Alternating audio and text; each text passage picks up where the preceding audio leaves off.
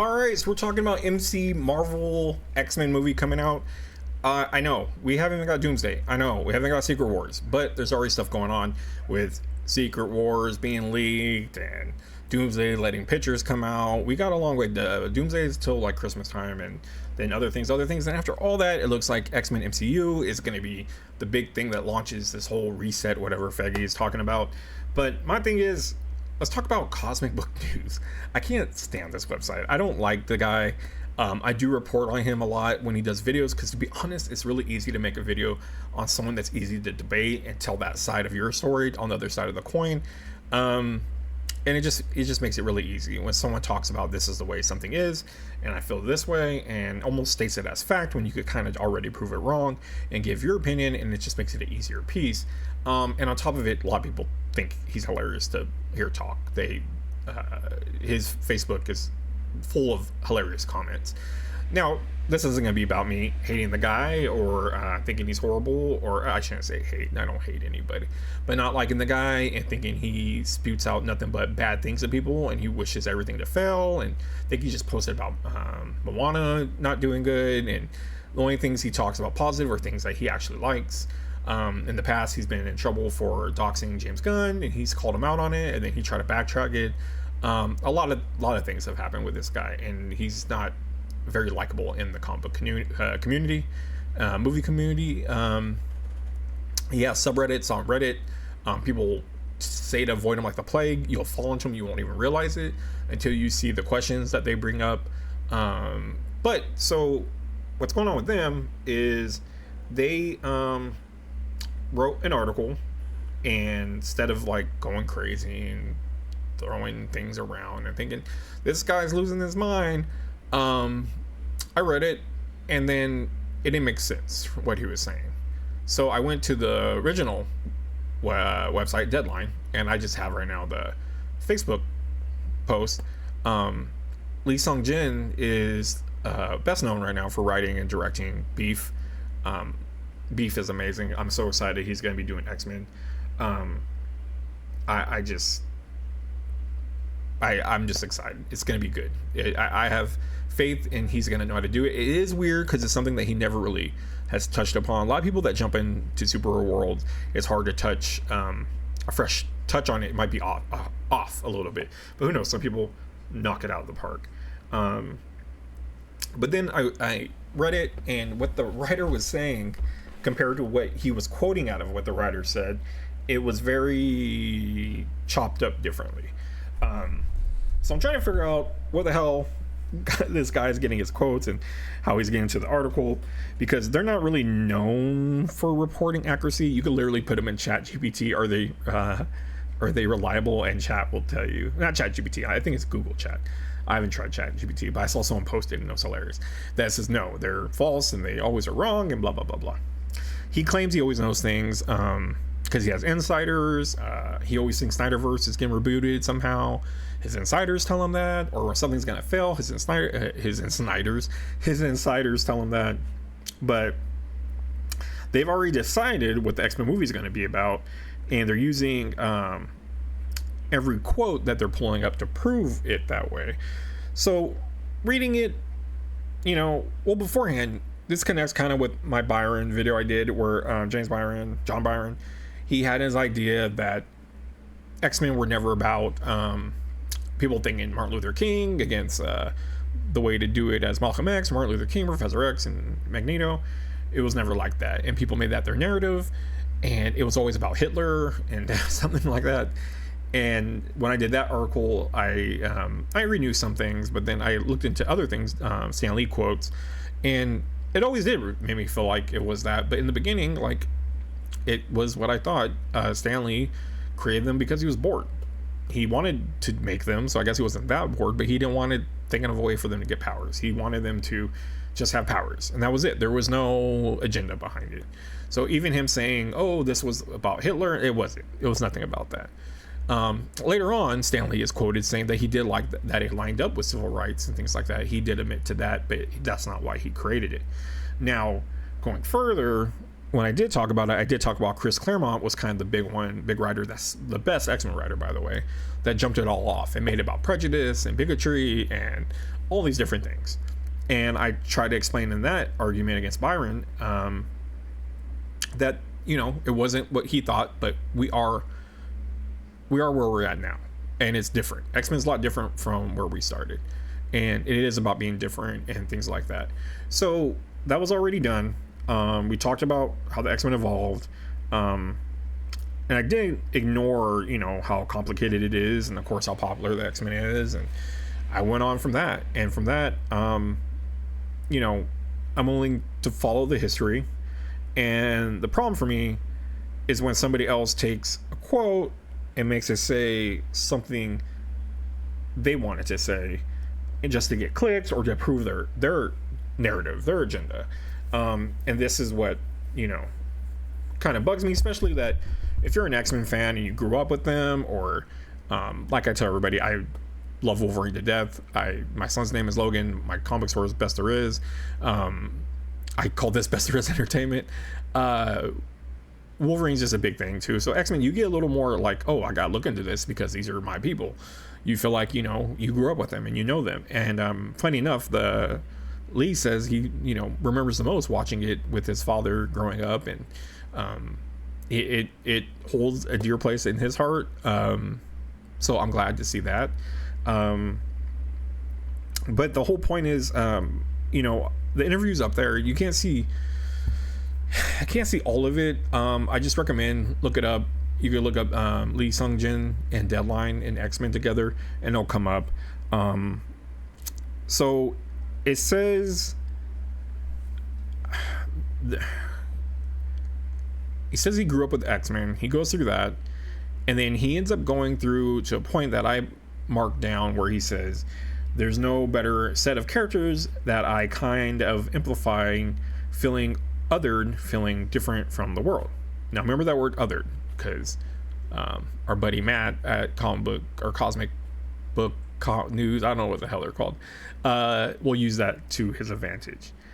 And then he would go on to say, we want to continue mining from that. And again, that kind of seems like what Chris Claremont did and the stories. And it's interesting because the man writing X-Men is literally telling you that feeling out like an outsider, feeling different from the world is the thing they want to go with. And Matt from Cosmic Book News has everything against woke agendas. He thinks everything's woke, and his big claim is all the last Marvel movies were done with wokeness in mind.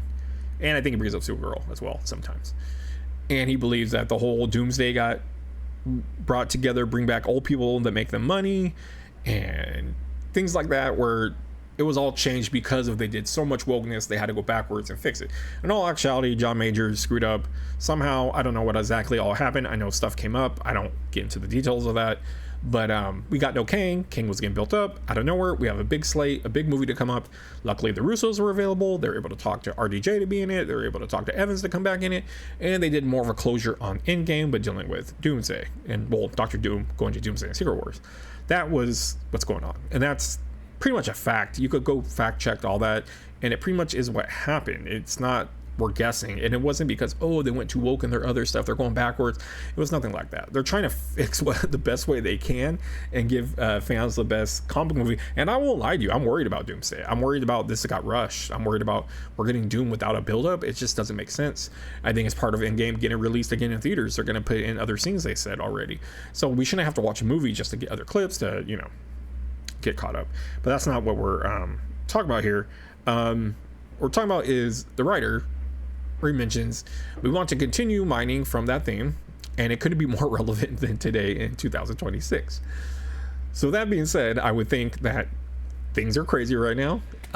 Comics have always revolved around, the writers have revolved around what's going around the world around them, taking older takes maybe from what happened in the world, and you get ideas from everywhere, but a lot of times it reflects the reality. And even Daredevil season 2, Born Again, took so much of what's going on in the world. people saw it right on the nose. It's a great series. I'm not going to trash anything about that, but they did take elements from what's going on in the world right now. People do that. They put it in writing. Some people may not like it, that are on one side or the other, have a belief of the other. But it's the way it goes. People use these things.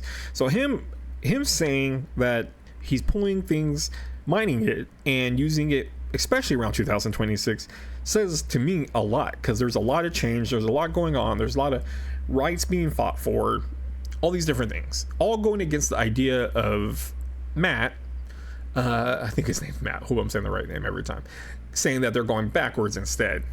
And they're far from going backwards. It seems, if anything, they are going forward. So yes, in the interview he does say he wants characters to come first. He says he wants to feel the characters to be universally relatable, and that's a big thing. Matt goes on again. He's like, see, they want them to be relatable.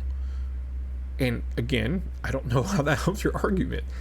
He's saying that going backwards means we won't talk about other things that are going on in the world. There are people dealing with different things, with bigotry and stuff like that, because we all got to feel the same way. But that's not what they're saying, at least as far as what I'm reading. It's not saying that we're doing that. It's saying basically, with what's going on right now, we have to be cautious with it, be open with it, and almost like be careful with it. I agree with everything he said, the writer, about for it to feel universally relatable. That makes sense. That's XMen. That's, they were looked as a disease, and they were pushed out of society. We have the Morlocks who live underground. There's a lot of different things going on. The X-Men choose to be superheroes and save people that don't want to be saved by them, and they still do the right thing.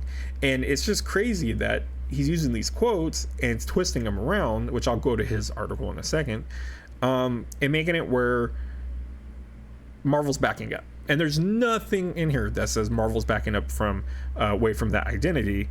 And it's definitely not saying, hey guys, don't worry, X-Men aren't woke anymore, or whatever. Because again, you could call them woke or you could not call them woke, but what people call the definition of woke, quote unquote, it is what they would call X-Men. If you read Chris Claremont's comics, if you read Grant Morrison comics, those are the biggest ones I can think of that have a lot of issues going on with bigotry and judging people based off their looks and putting people to death. Is it Man Hates, Love Kills, I believe, is like, I think that's the name of Chris Claremont's book. It's like revolutionary type of comic book story that changed a lot with how deep it went into the core of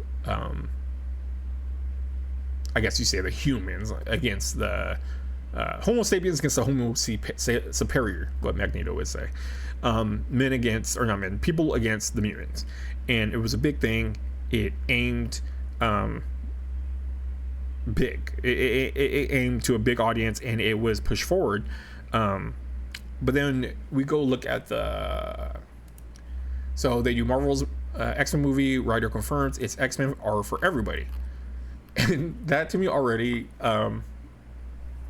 feels like it helps my part, but the writer of X movie just said a thing out loud. X-Men are for everybody. So that's his biggest argument, is that he believes him saying that means that they're going to be all like the same, I guess, so everyone can feel welcome to him. But I think it's the other way around. And he says it too. We're thinking about these characters with makes them tick, what parts of them feel universally relatable, leading with the first before we start thinking about plots and world stakes and all that. And he goes in to emphasize universally relatable, leading with the first.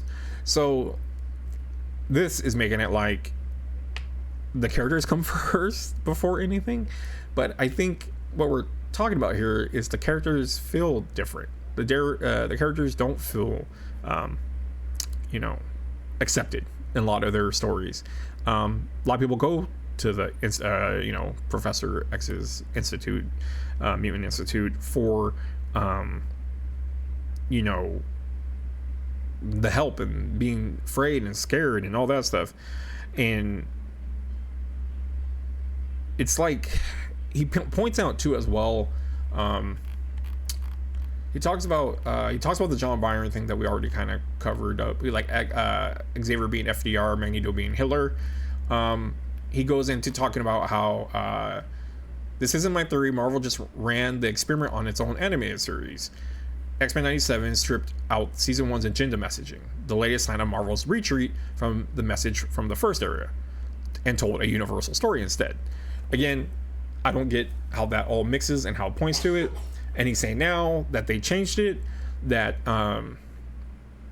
it is 100% Rotten Tomatoes. It's a 10 for 10 out of 3 episodes, and a 10 for 10 with Apocalypse episodes that play like a gut punch instead of a lecture.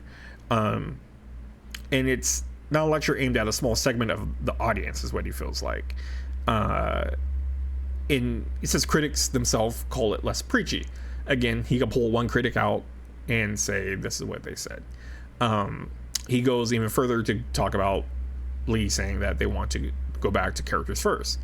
And this line slots right next to Robert Downey Jr. selling X-Men Doomsday as an antidote to everything since Endgame, which is his own admission. This is, again, it's painting his own narrative. It's making his own story about why he thinks they're going backwards and they're not going to do things the way they have or comics have been doing it. I see nothing in this explaining any of it. I guess maybe season 1 he was mad that Morph was gay, I guess. I don't know. Other than that, I don't see the preachiness, but at the same time, X-Men was always delivering a message. And like I said, it's like it's like, again, you grew up with these things, so you feel almost like when people say this isn't the way it is or whatever, you're like, wait, I've been with this whole time. What do you mean it's not the way it is?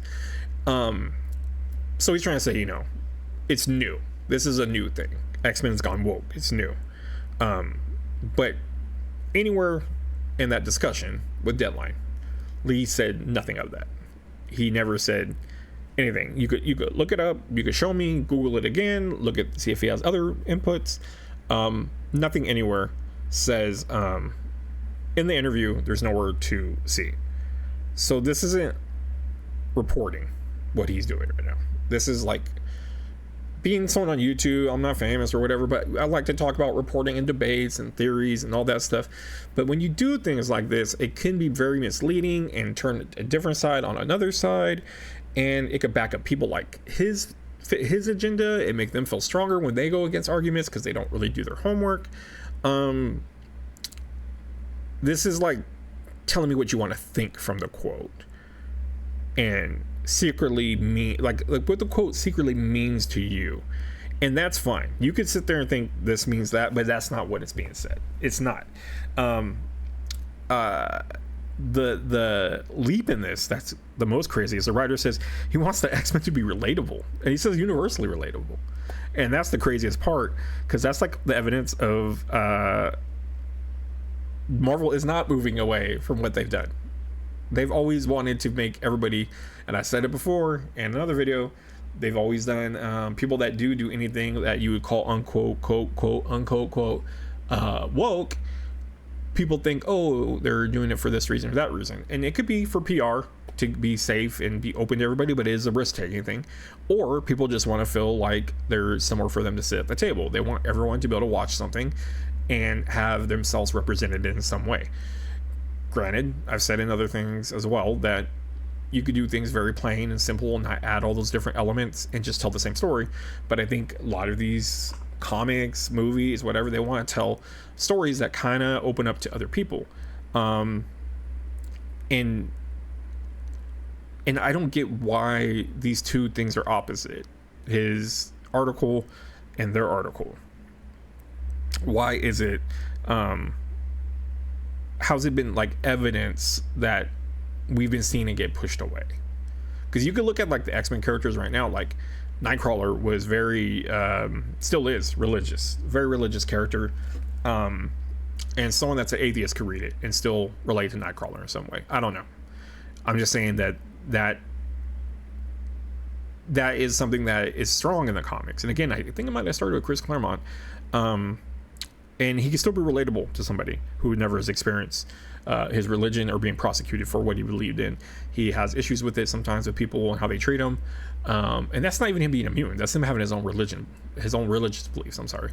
So him having his own religious beliefs are even kind of shunned on, and just because you feel a certain way doesn't mean that you can't relate to that.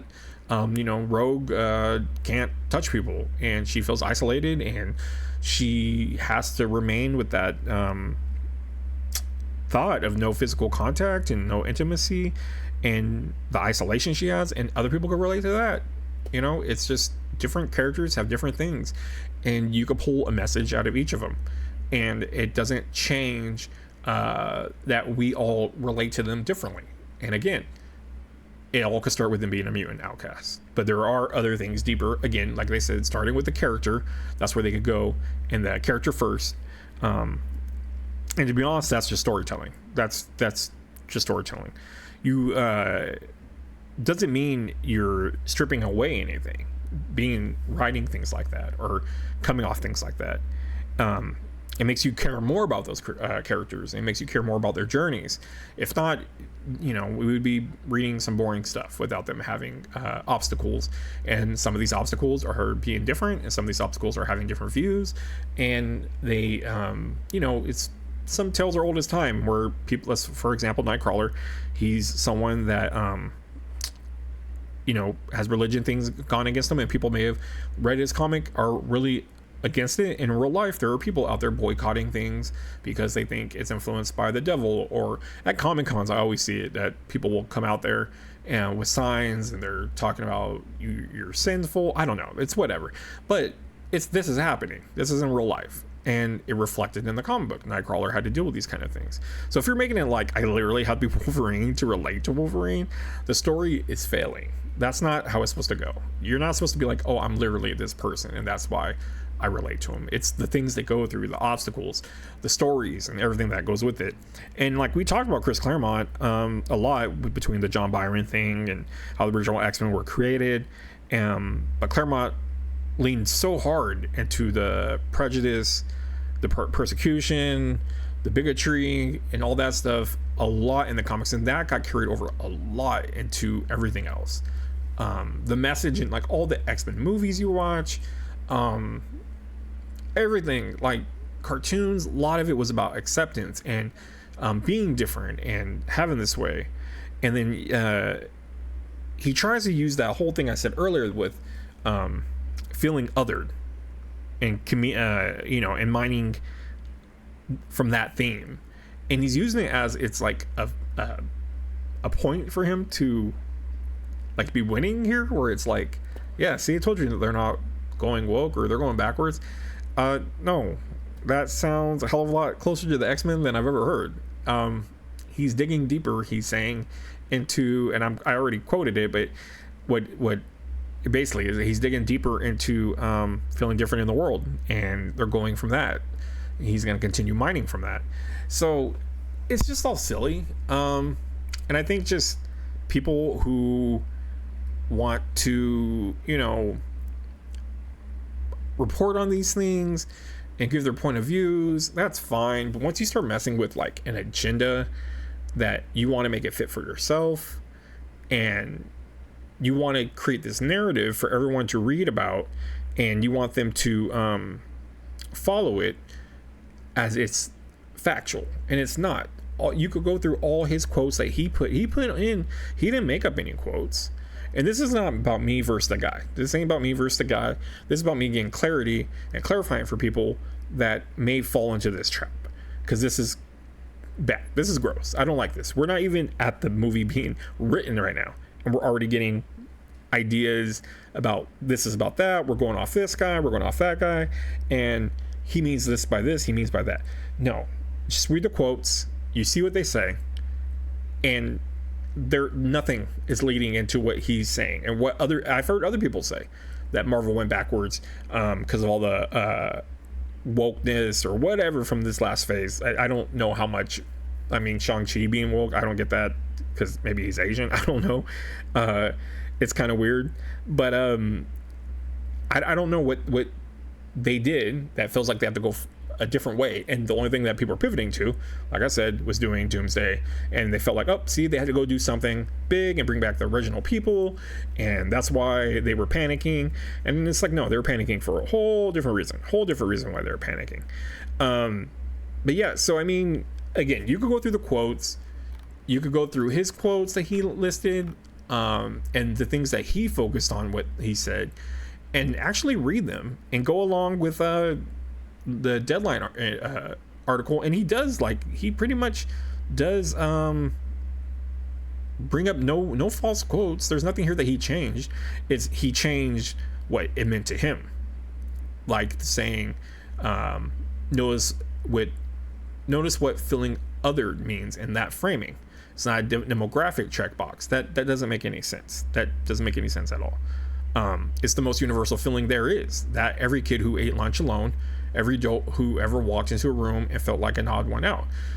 For me, you're basically explaining what it's like to be a mutant, but other people feel it different ways, not for just eating alone at lunchtime or whatever, adult in the room feeling awkward. There are a lot of extreme things that are going on that people are not accepted. And I think it's even a bigger picture with the mutants, because the mutants have always been not accepted. Once we got to a certain point, once Chris Claremont got involved and started to really show it as somewhat as people being bigots. So all his stuff just isn't adding up, and he's reporting it like it's gospel, like this is real. And he even goes off saying that the other cartoon, the first season, seemed preachy to him, or critics said it was preachy. I maybe have to look a little deeper. There could be maybe a few critics that say that, but for the most part, I remember X-Men 97 being fine. Nothing really being brought up that was bad about it. I just think I don't know. I just think it's really, really reaching at this point. You're reaching to make your point, and it's not working unless people are not smart enough to look into it. And I'm not going to sit there and not look into it, because this is something that I like a lot. It's something that I enjoy, and it's something that's close to me, and I'm gonna, just like I'd hold Marvel accountable, DC accountable, and I would want to speak on that. And holding a website that not only does it report really bad news falsely, claims to have insider news and claims these kind of things, it's whatever at that point. And like I said, the algorithm comes up, he'll come up here and there, and I'm sure I'll do more videos about him or about his topic, not so much about him. This is kind of about him, but more so about the X-Men movie and changing, getting excited for the X-Men movie and him changing the narrative. So it does involve him in this one. Because again, he could think all he wants, but he can't say this is how it is going, or this is showing that this is happening and this is happening. We don't know. This dude could be 100% right. He could be 100% right, and they could be all against it. And I will just say, well, I guess my opinion was wrong, but I grew with the X-Men a little bit different, maybe than he did, and he thought they were this way and whatever. But do I honestly think it's going to go that way? No, I don't. From reading what the writer put, what he even quoted, the biggest thing too continued, or the thing, couldn't be more relevant than today in 2026. That is one of the biggest things that sticks out to me, that it's very obvious that things are crazy right now, and everything's not normal and peachy, and the X-Men are never been normal and peachy. It's always been something going on. There's a lot of hatred, comes from both sides of that, certain mutants hating humans, and I don't want to say humans because they're all kind of humans, but non-mutants, and mutants hating mutants, loving mutants and doing the best they can for them. And that's been always what the story is. So the whole thing of the video is, I think Cosmic Book News already thinks they have the story. They already have the story of X-Men and how it's going to be. And this is a big deal because X-Men MCU, like I said, it's going to jump off. It's going to be the big launching point of who knows. It could be, they said it's a reset, but I feel like almost it's a reboot. I don't know how it's going to work. I've already had another video about that too.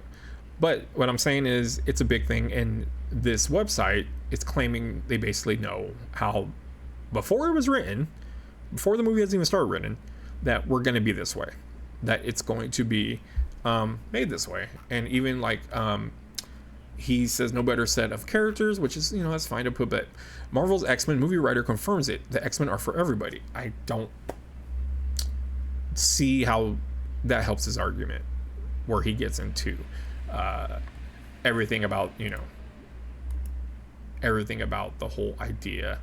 I was just looking at the comics. Wow, all the right buzzwords are for the next movie is gonna be DIY woke girl boss snooze fest. They should be aware of what's going on with Supergirl. That's one of those ones. They already said X-Men will be about Jean Grey, so you know she's about to be the girl boss of all girl bosses. So I mean, there's a lot of people that are going to follow with him. Some already are in here different with him, talking about him using buzzwords. Someone said LMFAO. Good lord, they're being pretty blunt. It's going to be coded to all the fringe identity groups with this wording, man. I know you just want to like everything while advertising your site as not being into the woke, but the vial is coming off pretty regular with you. And he doesn't get much comments, mainly on the Facebook page. Like I said, it's more humorous. People, you know, make jokes. It's not, I wouldn't say so much like picking on him. It's more more so just finding the ideas that you have are very funny. And it's super funny. It's comical, to say the least, that to have these ideas and think that this is it, this is the way it's going to be, and it's not at the moment. We don't know that. So hopefully what you guys can take away from this is don't lean into these things and believe what they are. You can go off the comics and lean on that. That would back up opposite of what he's saying. But all these things about going backwards and going away from woke or whatever all this stuff is, and how X-Men season 2 changed their whole agenda, and it's just things that he's saying that he feels is not actual reporting. So that's the bad part. But I think I spoke enough about him, gave him enough attention today. Just be like the X-Men and be welcoming to everybody and be good and do what's right. That's what we know of them so far. And we'll see if in the future, when it actually gets written, if it's going to be about relatable to people of all kinds of people, or just for everyone, like he said, which means being related to everybody. I don't get his fight. But either way, that's it. Like, subscribe, share, whatever you need to do. And if you have anything you want to say about it, definitely say it, because I know there's going to be people that don't agree and people that may just straight up agree and be like, yeah, let's sit down, let's chill out, let's wait till the movie comes out, or get the writing started before we start thinking the way they're going to go. And yeah, maybe the X-Men will change, or maybe no, X-Men are going to be the X-Men, what they are right now. So we'll see.